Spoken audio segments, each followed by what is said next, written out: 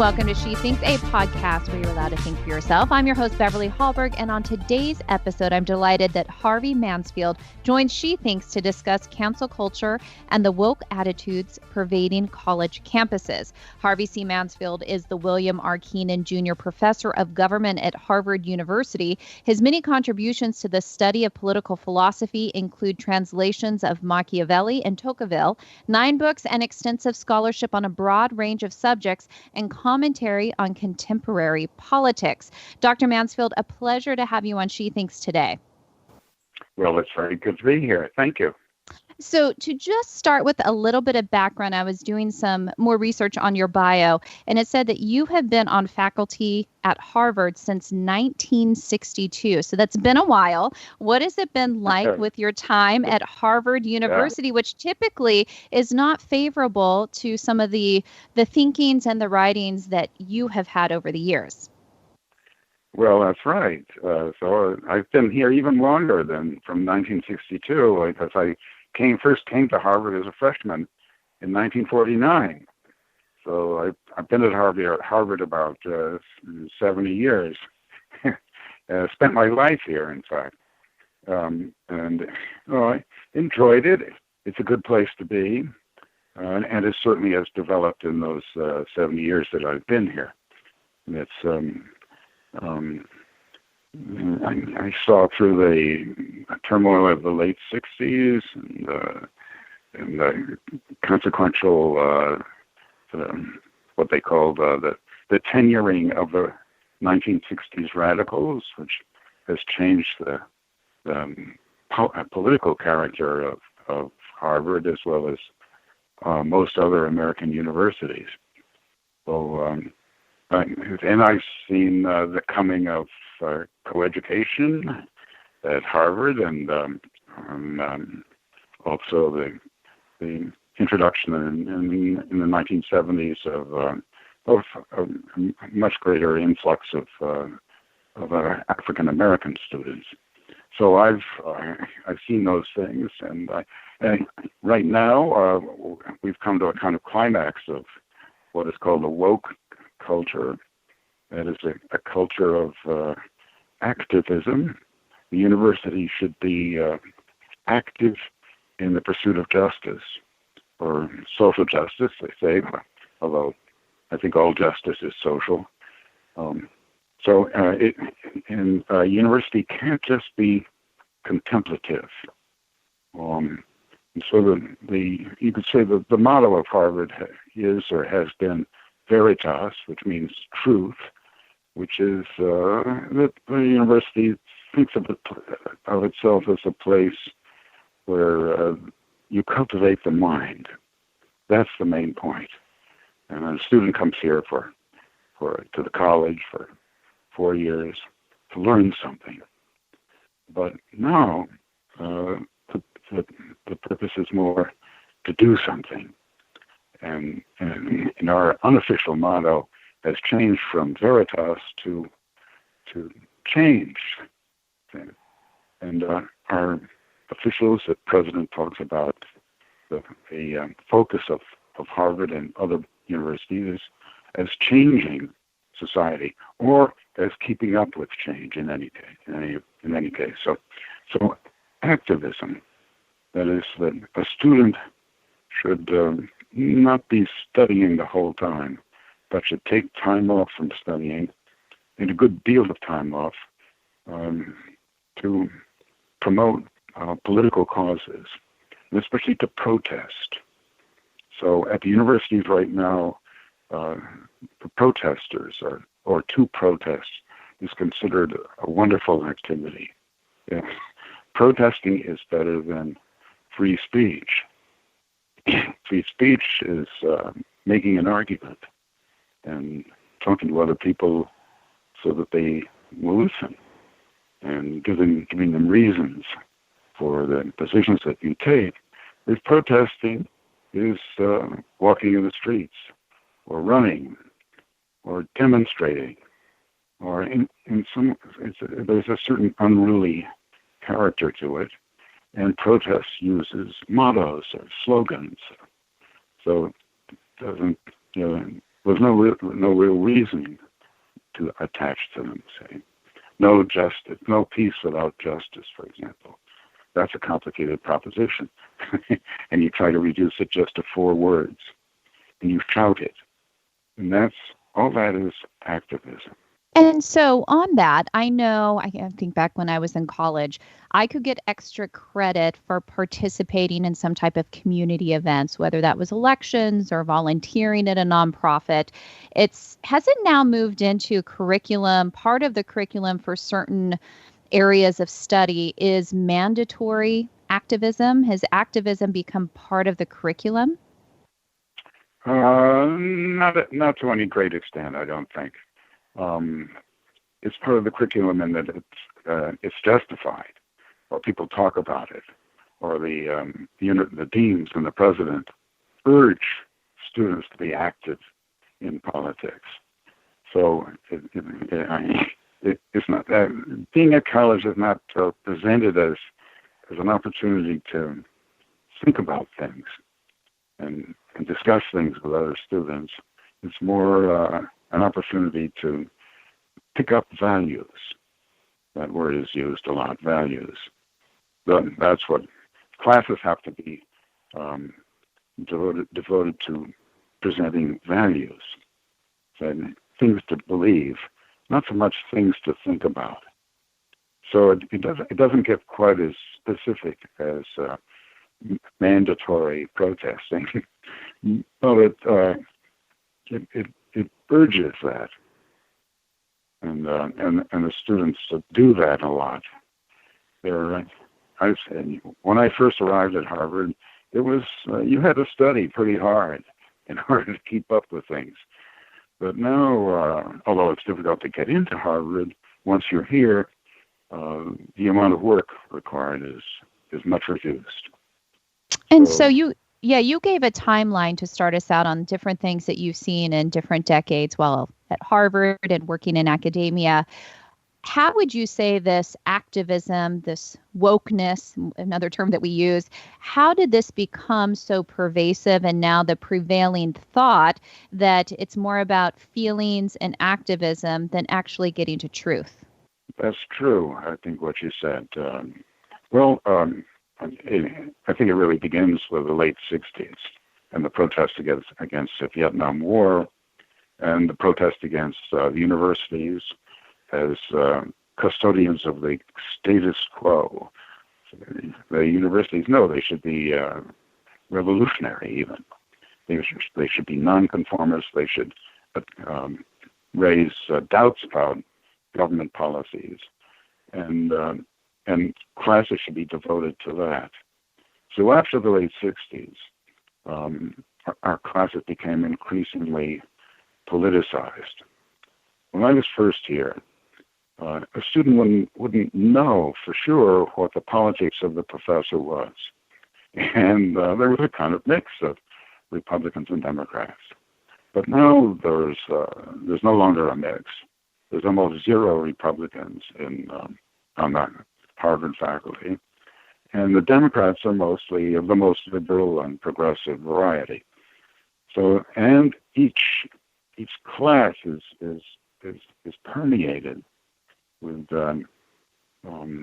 political indoctrination. Isn't quite the term because they don't teach you things to say or do like a catechism, but it's all very one-sided. So that's become that's what's happened. And now, when the politics of the country at large is so polarized, the politics of the university has become much more concerned and urgent and something you have to do right away. And you must convince yourself and others to it's now called become awake or woke, as if you were asleep and suddenly you're awake, and that makes you aware. You don't have to think. All you have to do is wake up, and that means understand things as is as it is presented. Now you see this first in controversy over race and so-called systemic racism that the universities want to accuse themselves of, and also the rest of society. So they say that America suffers from systemic racism, that is a kind of racism which is so deeply ingrained in us that we hardly realize it. If you asked us, are we racist, we would say no. Why we oppose racism. Anybody who says something which seems to be racism will find his career shortened, his reputation gone, and it will definitely not be listened to. But it's still supposed that the racial gap that remains between blacks and whites and Asians, on the other hand, is the fault of America, of our society. And you see this. I saw this at Harvard in controversy over the word master. This happened 3-4 years ago. But I use it as an example because it's in a way so silly. At Harvard, the dormitories are called houses, and Yale has the same thing, colleges. And in both places, the head of the college or the house was called a master. And Harvard suddenly decided, and Yale did at the same time, that the word master meant a slave master, and this was a kind of justification of slavery to use the word master to designate the head of a house or a college. That's so ridiculous. The word master also means to master something, to be well versed, and so same as what's the conductor of a symphony called? Maestro. That's just Italian for master. What kind of degree do you get after you get a bachelor's degree? A master's degree. That doesn't mean you're a slave master. But so this sort of infantilizing, this silly objection was enforced on the two universities, and they quickly and eagerly almost changed the name of the head of these houses to something else, some kind of dean. And so this is, an example of the conformity of view that you get in the major, well, not just major, but all American colleges and universities right now. And so with this conformity, so the fact that vigorous debate and discussion about issues doesn't seem to be allowed anymore. So take the issue of race, for instance. If somebody wants to present a different view or have a dialogue about this, it seems that it's shut down more than encouraged. And this is what's been concerning to me, is the assuming ill will by the person who may have a different opinion, that they obviously have bad intentions if they don't agree with you. What does that lead to if even within an Ivy League university like Harvard, when vigorous debate is not encouraged? What does that mean for the young people learning? What does that mean for what you called veritas, truth, to begin with, if we stop debating and discussing issues?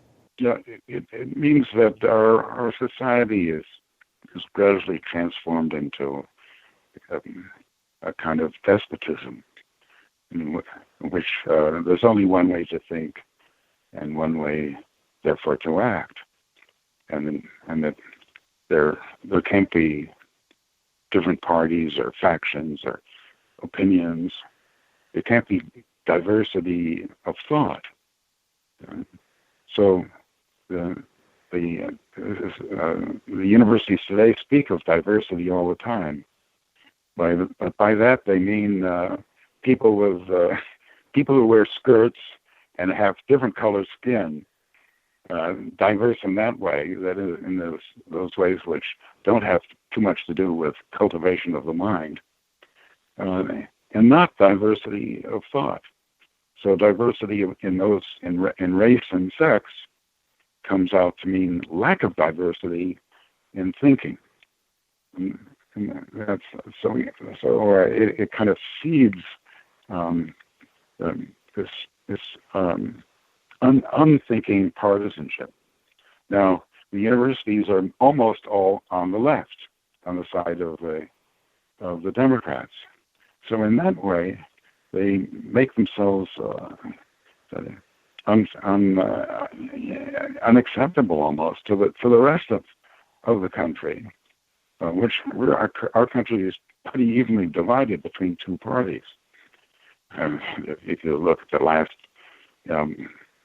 sort of half century of presidents, we've gone back and forth from one party to the other, and it's about half and half. So what the universities are doing is turning their backs on half the country, and gratuitously making themselves obnoxious. And you see this too, that they're beginning to be taxed. Harvard has gotten taxed, and they also are beginning to attract adverse action from Department of Justice and the Department of Education. So the other side that listens to this and wonders, what does the university have for me? And instead of taking this as a way to, or a reason to rethink what we're doing, then what happens is the university becomes still more engaged in themselves, still more partisan on one side of all the issues. And what is this? Yeah. I was just going to say, what has this meant for you personally? So you're somebody who does encourage rigorous debate. So being at Harvard as long as you have, what have you faced? I know you've been disinvited to speak when you've been invited at other colleges before. Is this something that you have to defend on a regular basis, this idea that challenging the mind is an important thing? I have to defend it every day. Yeah, I had the experience of being disinvited to Concordia College in Canada, where I was going to give a commencement talk, and they found out that I had opinions that they didn't like, so they actually disinvited me. They pretending that this was just the beginning of an invitation. They had formally issued the invitation, and they didn't apologize. So. And I mean, that's kind of an insult. It is an insult, but it didn't really bother me. What bothers me more is just the daily one-sidedness of discussion in universities now. I had a student, a young woman from Iran, in my class 2 years ago, and she told me, she said this, in Iran, you have to be very careful about what you say in public. But it's pretty free to say what you want in private. Here in America, and then she said, and especially at Harvard, it's the other way around. So students have a kind of very cautious life. They're afraid to express themselves unless they are on the most extreme end of progressive thinking. I see this, but I hate it. And one of the questions I had for you, so obviously IWF stands for Independent Women's Forum. So we try to work on policies and initiatives that help women out there. I thought it was something that was really interesting. In 2019, you wrote in a Wall Street Journal op-ed that when you die, I wish it said, so this is the quote, when I die, I wish it said that I gave my best to my female students. What do you mean by that quote?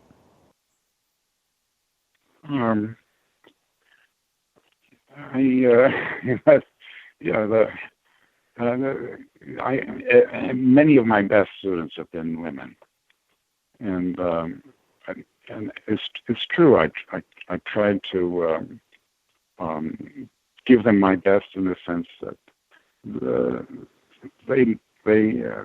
they're different. They think a little bit differently, even though when it comes to political philosophy, which is what I teach, there's no feminine or masculine point of view. But they face the challenge of living under an extreme feminism in the university today. You can see that feminism in the great controversies we're having over transgender sex, transgender people. That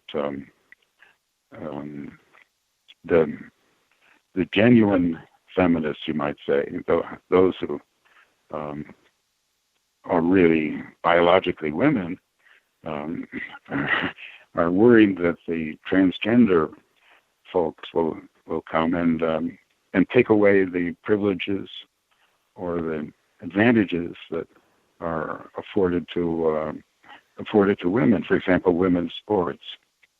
So a transgender person is really a male who wants to be a woman can enter a woman's sport and win easily because he's really a male. Now, it's interesting that feminism has a long history. And in the 19th century, the feminists all believed that women were different. Women were better than men. They were more moral. But in the 20th century, feminism said that women are not different. Women are not only equal to men, but they're the same as men. And so one consequence of being the same as men is that there's not much difference between a man and a woman. And if you want to declare being born a man that you're really a woman, your identity is in the other sex, there's nothing that ought to stand in your way. So the women are really under a real kind of interdiction. They're not allowed to be women as women, and yet they're not satisfied with being imitation men. So that I think is a peculiar situation, especially even of educated women today. We don't know whether to be equal or to be women, and therefore to be equal means not to be a woman. It means to imitate men, do what they do, and not to be a man seems to be then that means you're accepting less in a life of being the second sex. So it is difficult for women these days. Yeah, one of the things I've seen just in my working career, and I've worked in DC for 20 years now, is when I first came to DC, it seemed that women were encouraged to wear kind of the boxy suit to dress similar to men. And just from a fashion statement that women wear dresses now more feminine, but still are leading companies and doing amazing things in politics and business, I feel like there is a switch that women are allowed to be uniquely female, but also still be treated equally in the workplace. And I just wanted to comment on that I've seen the change in a positive direction over the years, but I agree with you. There is that big concern about biological men who identify as women entering things like sports because there are physical differences between men and women. So I find that area just fascinating. The last question I have for you, I think when it comes to higher education and academia, the pandemic has changed so much. A lot of a lot of young people aren't even able to meet in person in classes anymore. There's the online world. There's also the rising costs of college tuition. And when you add to that what we've been talking about, that is this activism and wokeness that we see on college campuses, do you think that we are going to see a decline in attendance in higher education due to all these factors? I mean, we may well see that decline, yes, because it doesn't seem, it's certainly not worth it to pay $70,000 to sit at home and take your classes on Zoom. that doesn't make sense. So a lot of Right. a lot of students are essentially taking the year off, whether they're actually enrolled or not. And it turns out that being with yourself for a year or for what looks like a year isn't a very good way to live. They're bored. This may be one of the factors behind the protests in the streets. The students really don't have much to do right now, and they went to college, so to speak, in order to get away from home, and now they're back at home, or they're some other place. But they're very much on their own. It forces each person into a kind of individualized existence, and you feel small. You feel as if there's nothing important about me, nothing interesting that I can do, and you're sort of at a loss and flailing around.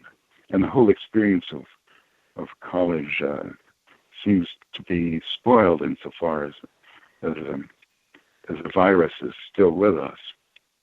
So whether this will have long-lasting effects, I think it may well. Just the technical possibility of teaching courses online instead of in a classroom. But let me tell you, online is definitely very inferior to a classroom. And I think it's especially hard for teachers, professors as well. But we thank you for joining us virtually for our audio podcast today. No video involved, but we had audio. And we just want to personally thank you for the work that you've done over the years, and also to stand up for diversity of thought and encouraging people to still continue in vigorous debate, and that is a vital part of society. So thank you so much for your work, and also for joining us on She Thinks today. It's been my pleasure. And thank you for joining us. Before you go, Independent Women's Forum does want you to know that we rely on the generosity of supporters like you. An investment in IWF fuels our efforts to enhance freedom, opportunity, and well-being for all Americans. Please consider making a small donation to IWF by visiting iwf.org/donate. Last, if you enjoyed this episode of She Thinks, do leave us a rating or review on iTunes. It does help. Also, we'd love it if you shared this episode and let your friends know where they can find more She Thinks episodes. From all of us here at Independent Women's Forum, thanks for listening.